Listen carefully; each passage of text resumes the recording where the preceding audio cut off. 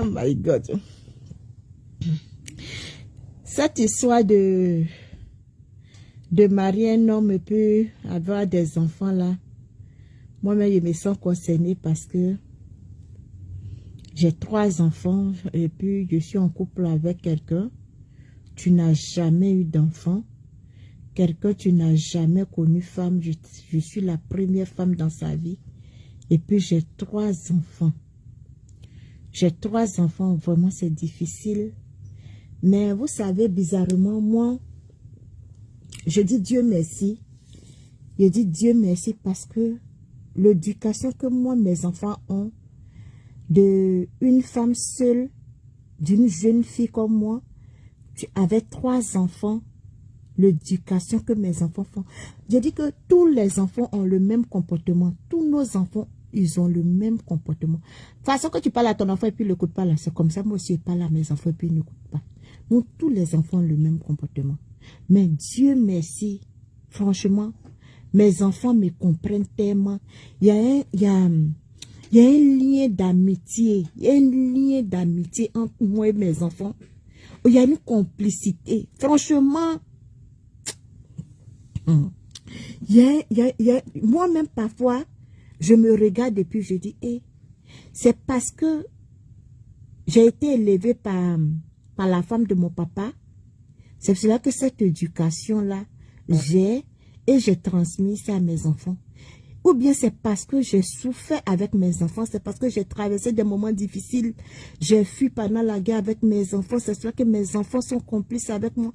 Mes enfants me comprennent tellement. Et puis, même quand tu me vois avec mon premier fils, tu vas penser que c'est mon copain. Vous allez penser que mon premier fils c'est mon copain. Parce que tellement l'enfant m'écoute, et puis tellement l'enfant... Franchement, peut-être... Comme je l'ai eu jeune, il m'a compris. L'histoire que la dame a racontée, qu'elle a eu l'enfant, elle est enceinte, et après l'enfant n'a plus eu d'enfant, je me suis vue un peu dans l'histoire de cette dame. Parce que quand moi je suis tombée enceinte de mon fils, où mon papa a dit que hey, si tu n'en as pas la grossesse, là, tu ne vas pas venir aux États-Unis. Si tu n'en as pas la grossesse, tu ne vas pas venir aux États-Unis. Il faut enlever la grossesse, sinon tu vas rester en Afrique. Franchement, j'étais chez la femme de mon papa, je ne peux pas lui dire ma marade parce que cette dame-là m'a apporté beaucoup. Grâce à cette dame, je suis devenue courageuse. C'est qui ça? Grâce à cette dame-là, je suis battante aujourd'hui. Grâce à cette dame-là, aujourd'hui, les gens me voient, Sarah la joie. Lorsque ma maman me disait, si tu n'en as pas la grossesse, là, ton papa va pas te faire partir aux États-Unis. Si tu n'acceptes pas qu'on enlève la grossesse, tu vas pas partir aux États-Unis. Je dis, en vrai, je pensais que tu étais ma vraie mère. Je me rends compte que tu n'es pas ma vraie mère. Et si j'accepte d'enlever la grossesse là-haut? Et si je n'ai plus fait d'autres enfants? Parce que je me rappelle que ma marade m'avait raconté une histoire de la famille de mon père. J'ai eu une tante, tu n'as pas eu d'enfant, tu t'es mariée avec son mari au village. Ça, c'est ma maman. Ma marade, tu m'as raconté l'histoire de la famille de mon père. Ma tante n'a pas eu d'enfant avec son mari. Elle ne faisait pas d'enfants et son mari allait épouser une autre femme. Et cette femme-là faisait des enfants, Donc, parfois on dit que les choses de la famille, là, c'est héréditaire. Donc, moi, je me disais que si j'accepte, à cause d'aller aux États-Unis, si j'accepte d'aller faire l'avortement, si j'accepte d'enlever la grossesse de mon fils, de l'enfant qui est dans mon ventre, que je ne sais pas ce qui va devenir. Et si je vais faire enfant encore? Et si je ne vais pas être l'exemple de ma tante? Je vais toutes ces questions-là dans ma tête. J'ai dit à ma maman, je dis non. Je dis non, je ne peux pas accepter. Elle dit, ton papa dit que si tu ne fais pas ça, là, tu n'as pas parti aux États-Unis. Elle dit, c'est bon, je vais rester en Afrique ici. Quand souvent on dit le malheur des autres fait le bonheur des autres. J'ai dit non, je vais rester en Afrique ici, là. Vous imaginez? tu n'as pas de diplôme universitaire. Tu tombes enceinte très jeune.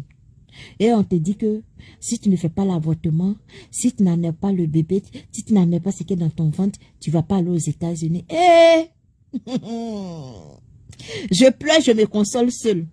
Je pleure, je me console seule. Je dis, Seigneur, si ma vraie maman était là, si ma maman était là, si elle était dans la main de ma maman, si elle connaissait ma maman, peut-être ma maman allait me dire, non, il faut garder. Non, il faut garder. Non, il faut garder. Aujourd'hui, quand je regarde mon fils, malgré que j'ai traversé des moments difficiles avec mon fils, quand je regarde mon fils, je suis fière. Quand je regarde mon fils, mon Dieu, j'oublie toute cette douleur-là, cette souffrance-là, j'oublie. Ce même enfant-là aujourd'hui, envoie l'argent à ma marade. Ce même enfant qu'on dit que si je n'en ai pas, je ne viens pas aux États-Unis, mais voici ici au Canada. On prend voiture seulement pour aller aux États-Unis.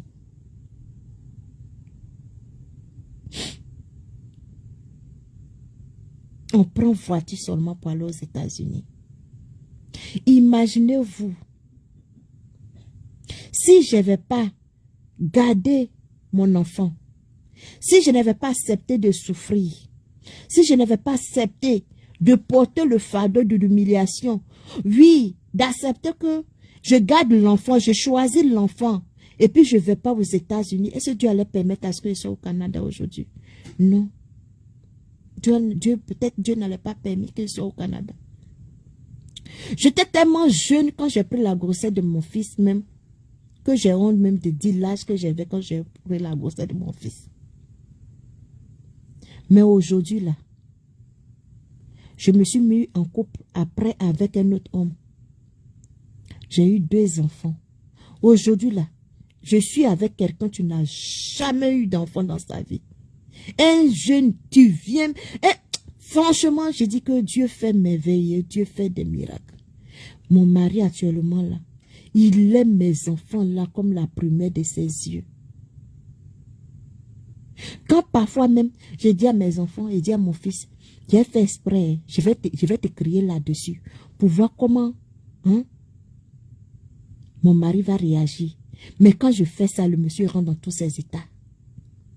Quand je fais ça avec ma fille, quand je fais semblant de crier un peu sur mes enfants, moi-même je l'ai dit, je vais crier sur vous et puis voir comment il va réagir. Le monsieur se met dans tous ses états. En un mot, c'est pour dire à mes soeurs, c'est pour dire aux femmes, c'est pour dire aux filles. Tu sens chez les tantes, tu sens chez les papas, les mamans, que les papas sont à l'étranger ou les mamans sont à l'étranger. À l'âge que moi j'ai pris la grossesse de mon fils, je ne conseille pas ça à une jeune fille de faire ça. Je ne conseille même pas ça à une jeune fille de faire ça. Parce que si ce n'était pas la grâce de Dieu, peut-être moi j'allais mourir à l'accouchement. Si ce n'était pas la grâce de Dieu, si mon histoire n'était pas écrite, si ce n'était pas dans mon destin, peut-être moi j'allais mourir à l'accouchement. Peut-être il allait mourir à l'accouchement. Je ne conseille pas une fille, moins de 15 ans, de fréquenter les hommes. Je déconseille aux jeunes filles moins de 15 ans de fréquenter les hommes. Parce que moi, ma chance, ça peut ne pas être ta chance. Moi, mon histoire ne peut être ton histoire ou bien peut être ton histoire. Mais si moi, mon histoire est ton histoire, ne t'amuse même pas à fréquenter les hommes. Parce que, arrivé un moment, quand tu es chez ta marade, quand tu es chez ta tante, quand tu es chez ton oncle, et puis c'est difficile, ce qui fait que les filles s'attachent aux hommes, ce qui fait que les filles vont chercher les hommes, c'est manque de nourriture peut-être. Ou bien c'est manque d'amour peut-être. C'est ce qui les envoie. Mais je déconseille aux jeunes filles, quelle que soit la situation, ne vous amusez pas à dire que vous allez partir chercher un garçon pour avoir de l'amour, pour que quelqu'un puisse vous donner la compassion ou bien pour dire que vous allez chercher à manger. Au moment où moi je vais me rendre compte que je vais faire une erreur, moi j'étais déjà enceinte. Et puis à mon temps aussi, il n'y avait pas de réseaux sociaux, il n'y avait pas les médias comme aujourd'hui il y a. Aujourd'hui, les conseils passent partout. Aujourd'hui, les gens donnent des conseils partout. Mais moi, à mon temps là, il n'y avait même pas de téléphone. Moi, à mon temps, il n'y avait pas encore de téléphone. À mon temps là, c'était le téléphone à la maison là. C'est après ça, les téléphones ont commencé à venir. Quand j'ai connu, quand j'ai eu mon premier téléphone, ça n'a pas duré, puis je suis tombée enceinte de mon fils. Je ne me rappelle même plus. Même. Mais aujourd'hui, j'ai mon enfant, j'ai mon fils. Aujourd'hui, j'ai mon fils. Dans le temps passé, là, je ne pouvais pas dire que c'était mon fils. Tellement l'enfant était bébé dans ma main, j'avais honte même de dire aux gens que c'est mon fils. J'avais honte. Mais aujourd'hui, par la grâce de Dieu, Dieu m'a béni, Dieu a permis à ce que je sois au Canada ici. Et aujourd'hui, mon fils, la façon il ressemble à mon papa. Quand tu vois mon fils, tu vas dire que c'est mon papa. Tu vas dire que mon fils, c'est mon papa. Ouais.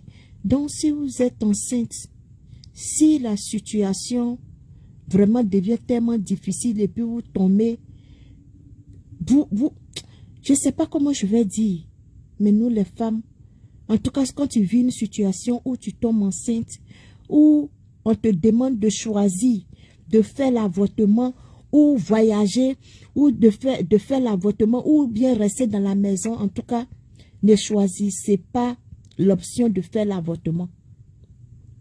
Quand vous êtes enceinte, puis on vous demande de choisir, de rester dans la maison, ou rester dehors, ou faites l'avortement, ou bien voyager. Je vous déconseille de choisir de faire l'avortement.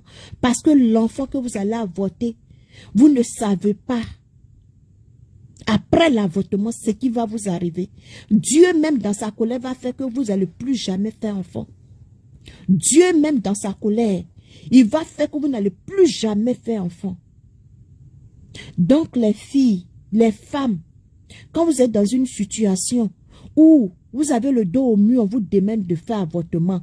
Quelle que soit la honte, quelle que soit l'humiliation que vous allez porter, gardez votre grossesse là.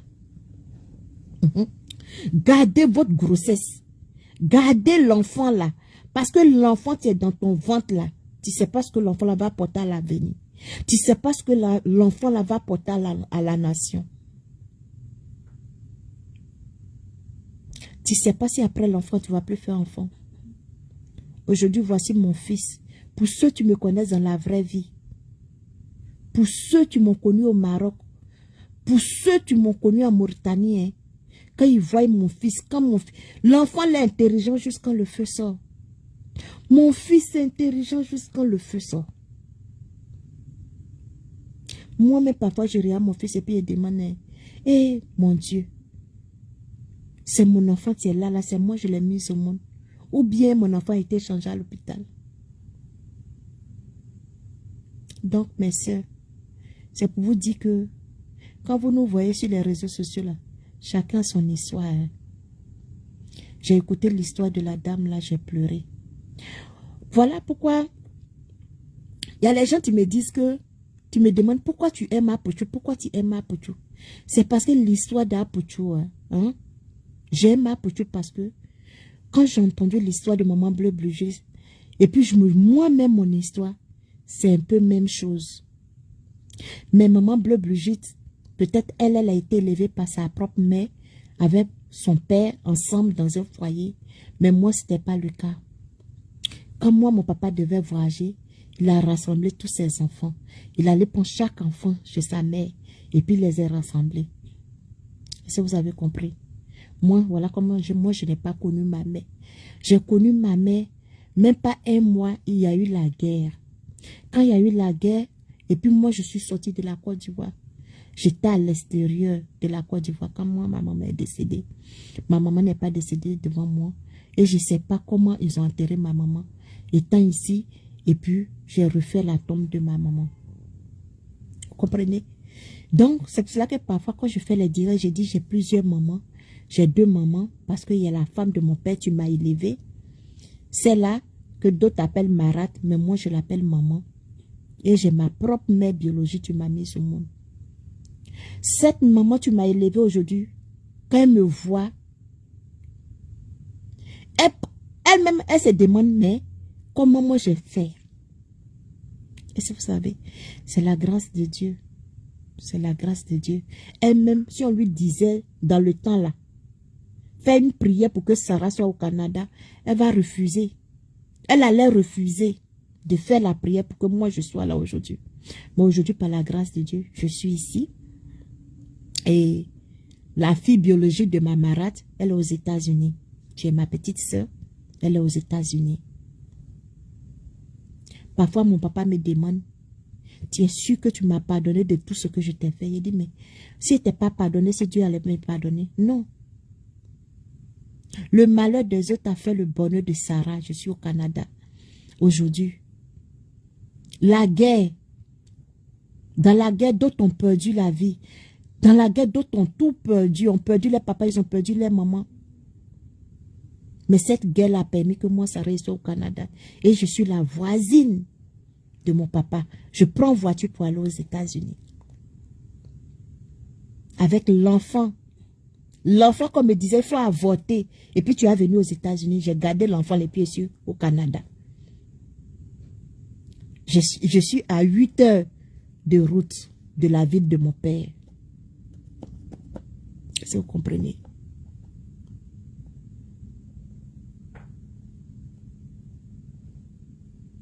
Voilà pourquoi tout ce qui est comme l'avortement. Dans ma vie, je n'ai jamais fait l'avortement. Je n'ai jamais fait l'avortement. J'ai pris 3 grossesses dans ma vie. J'ai fait 3 enfants. Et je sais que je vais en faire encore. Donc, l'histoire où on dit, soit tu es dans une relation et puis l'homme te demande de choisir. L'homme te demande de choisir. J'ai traversé des relations comme cela, hein. Mes amis. La famille aigre, j'ai traversé des relations comme cela. Où l'homme me... Il n'y a pas mariage, il n'y a pas fiançage, ni rien, copinage. Hein. Il me dit que, ouais, il faut choisir entre tes enfants et moi. Et moi, Sarah, je suis quelqu'un. Pour rien au monde, je peux abandonner mes enfants. On dit ici au Canada, les Blancs, quand tu es avec eux, c'est 50-50. Quand tu es avec un Blanc ici au Canada, c'est 50-50. J'ai dit à Dieu que regarde-moi. Regarde-moi, hein, mon fardeau. Mon fardeau, tu es mes enfants, regarde-moi. Celui que tu vas mettre devant moi, là, il n'a qu'à me prendre tout mon fardeau, là. Il n'a qu'à me porter. Il n'a qu'à me prendre tout ce qui est sur moi. Il n'a qu'à me prendre comme ça. Aujourd'hui, ce dernier-là m'a pris comme ça. Avec mes 3 enfants. Avec l'éducation. Il m'aide. Ici au Canada, en Europe ici, là. Une mère seule pour éduquer les enfants. Si tu es un grand garçon de 18 ans. Et puis jusqu'à présent, je continue de parler à mon fils. Mon fils m'écoute. Quand je lui dis, mets-toi ici, il se met ici. Quand je lui dis, fais ça, et puis il fait. Franchement, mes amis, si ce n'est pas la grâce de Dieu, si ce n'est pas la grâce de Dieu, ce n'est pas facile dans ce pays-là. Au Canada, ici, même quand tu sors dehors, quand tu vois les enfants, tu vives avec les papas et puis les mamans, quand tu regardes les habillements, quand tu regardes, quand tu entends les parler, tu as les larmes aux yeux. Tu as les larmes aux yeux. Mais aujourd'hui, par la grâce de Dieu, depuis 2019, on est arrivé dans ce pays. Où ce pays-là, on dit que les enfants ont le droit de faire quoi? Que ce soit les ont. Quand je dis à mon fils, ou je dis à ma fille, ici, là, ne mets pas tes pieds. Tu sais d'où on est quitté. Tu sais d'où on vient. Tous pour un. Un pour tous. On est venu dans ce pays-là à 4. On doit marcher tous ensemble comme ça. On doit faire comme cela. Dieu merci. Et mes enfants, Quand je me mets ici, mes enfants sont là. Quand je suis ici, mes enfants sont là. Les amis, si ce n'est pas la grâce de Dieu, si ce n'est pas la grâce de Dieu, tout à l'heure étant en direct, vous avez entendu la lettre. Les enfants qui disparaissent, les enfants qui sont kidnappés, les enfants que la police arrête, les alertes. Mais depuis que je suis venu dans ce pays-là, mes enfants et moi n'avons jamais eu de problème avec la police. Mes enfants et moi n'avons jamais eu de problème. On dit que oui, les voisins appellent la police. Les voisins, moi et mes enfants n'ont jamais eu ce problème. Les amis, excusez-moi de vous raconter cette histoire-là parce que quand j'ai entendu l'histoire avec le direct de coach à mon chic, vraiment ça m'a... Je me suis aussi vue dans cette histoire où on me dit, il faut choisir. Choisir. Choisir n'est pas choisi. J'ai écouté mon cœur. C'est vrai que je n'avais pas encore l'âge. J'étais encore très petite. Mais aujourd'hui, il y a eu plus de peur que de mal. C'est ça, non? On dit plus de mal, plus de peur que de mal, oui. Mais aujourd'hui, je bénis le nom de Dieu. Je suis ici avec mes enfants. Mes enfants sont en bonne santé. Et depuis que j'ai mes enfants là, je ne suis jamais allée dormir à l'hôpital. Et parfois, je me demande, me dis, mais mon Dieu, qu'est-ce que je dois te... Comment je dois te dire merci encore? Depuis que j'ai eu mon fils jusqu'à mes 2 enfants, je n'ai jamais dormi à l'hôpital avec un de mes enfants. Jamais. Les mains sont en haut. Avant de venir dans ce pays, on a fait les tests ADN. On est arrivé dans ce pays-là. Chaque année, on fait bilan de santé. Il n'y a même pas une petite... Il n'y a pas quelque chose que... Il n'y a pas une maladie qu'on trouve à mes enfants ou à moi. Je dis que chaque année, on fait bilan de santé. Depuis qu'on est arrivé en Afrique, à bas bilan de santé, je n'ai jamais fait bilan de santé. Mais depuis qu'on est rentré dans ce pays, avant de venir, ils ont commencé par tests ADN. On a fait les tests ADN, on est arrivé dans ce pays-là. Chaque année, on fait bilan de santé, mon Dieu. Franchement, les amis, je ne sais pas comment dire merci à Dieu.